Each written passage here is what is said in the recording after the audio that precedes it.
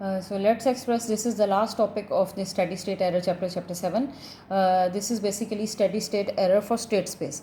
So सबसे पहले हम स्टेट स्पेस का फार्मूला लिख लेते हैं. That state space formula is ax plus bu and y is equal to cx, जो कि और प्लस du भी होता है, लेकिन हम फिलहाल उसको इग्नोर कर रहे हैं, जनरली वो नहीं होती हमारे पास इनपुट. सो हमारे पास इसको अगर हम फर्दर मैं इसको एलेबोरेट कर दूं तो ये मेरे पास बन जाता है x, क्योंकि ये डेरिवेटिव है इसलिए बन जाता है S X of S minus is equal to A X of S plus B, और यू ऑफ एस को मैंने आर ऑफ एस ले लिया क्योंकि हम फीडबैक सिस्टम्स को डिस्कस कर रहे हैं, तो हमारे पास U of S actually R of S होता है जो इनपुट होती है. सो हम बेसिकली स्टेट स्पेस के अंदर स्टेडी स्टेट एरर की क्वेश्चन डिराइव करना चाह रहे हैं. सो यहाँ से हमारे पास एक्स ऑफ एस फाइनली इसकी इक्वल आ गया. ये हम पहले भी कैलकुलेट करते रहे हैं पीछे वाले चैप्टर्स के अंदर. देन हमने इस एक्स ऑफ एस को उठाकर इस इक्वेशन में पुट किया. यहाँ पर हमने इस एक्स ऑफ एस की वैल्यू को सब्सटीट्यूट कर दिया. सो हमारे पास आ जाएगा G C S I minus A inverse B. ठीक है जी. उसके बाद हमारे पास दिस इज़ एक्चुअली ये Y of S over R of S, यानी ट्रांसफ़र फंक्शन निकला है. ये ट्रांसफ़र फंक्शन की वैल्यू आ गई है. सो यहाँ से हम एरर सिग्नल के फार्मूला की तरफ जाते हैं. एरर सिग्नल आपके पास क्या होता था, हम फीडबैक अगर लूप बनाएं तो हमारे पास ये एरर सिग्नल होता था जो कि आर ऑफ एस एंड ये G of S and this is C of S, और ये फीडबैक हो रहा है माइनस इधर.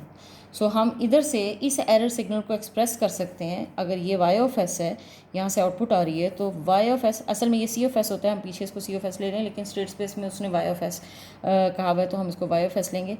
वाई ऑफ एस जो कि यहाँ पर पहुँच रहा है, R of S minus this Y of S must be equal to E of S. So ये हमारे पास फार्मूला आ गया वहाँ से. और यहाँ से हमें एक और बात हमने पीछे भी कही है, that actually transfer function is equal to Y of S over R of S. So यहाँ से हमें ये पता लगा that actually Y of S is equal to R of S into transfer function T of S. So इन दो equations को use करते हुए हमने डराइव किया कि ई ऑफ एस का फार्मूला ये बनता है. ठीक है, ये हम पीछे कर चुके हैं जब स्टडी स्टेट एरर को स्टार्ट किया था. यहाँ से हम ये पुट करते हैं कि टी ऑफ एस की वैल्यू क्या थी, वो हमने टी ऑफ एस की वैल्यू ये निकाली है यहाँ पर. सो हमने इस टी ऑफ एस की वैल्यू को उठा के यहाँ सब्सिट्यूट कर दिया. सो फाइनली ये हमारे पास एरर सिग्नल का फार्मूला बन गया, जिसको हमने चूँकि स्टडी स्टेट एरर में एक्सप्रेस करना है, इसलिए हम इसके ऊपर फाइनल वैल्यू थ्योरम के accordingly limit S approaches to zero और एस ई ऑफ एस लगाएंगे. और यहाँ पर ये फार्मूला हमारे पास बन जाएगा limit S approach S R of S 1 minus this thing. So ये हमारे पास कंप्लीट फार्मूला आ गया. सो हम क्विकली इसकी एक एग्जाम्पल भी कर लेते हैं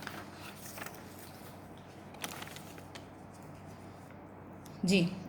ये एग्जांपल है हमारे पास. इस एग्जांपल के अंदर अगर आप देखें तो ये आपके पास ए है, ए मैट्रिक्स है, ये बी है एंड दिस इज़ सी.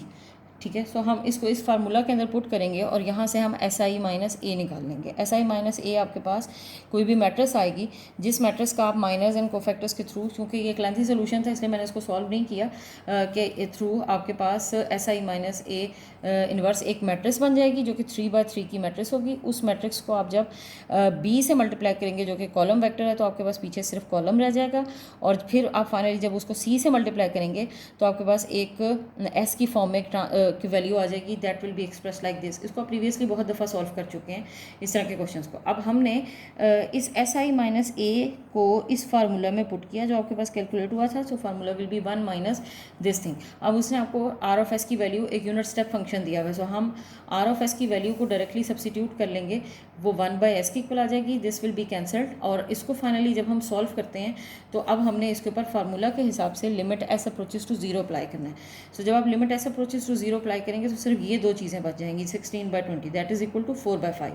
सो आपके पास स्टेडी स्टेट एरर इस यूनिट स्टेप फंक्शन के लिए 4/5 आता है. वो हमें इसको देखते ही पता लग रहा था that this was basically type 0 system. और टाइप 0 सिस्टम के लिए यूनिट स्टेप के ऊपर ही कॉन्स्टेंट एरर आता है. अगर अब यहाँ पर इसी सिस्टम के लिए आप रैंप यानी 1/s² और पैराबोला यानी 1/s³ के लिए सॉल्व करेंगे तो steady state error E of infinity for these both input must be equal to infinite. ठीक है, स्टेडी स्टेट एरर इन्फिनिट आएगा.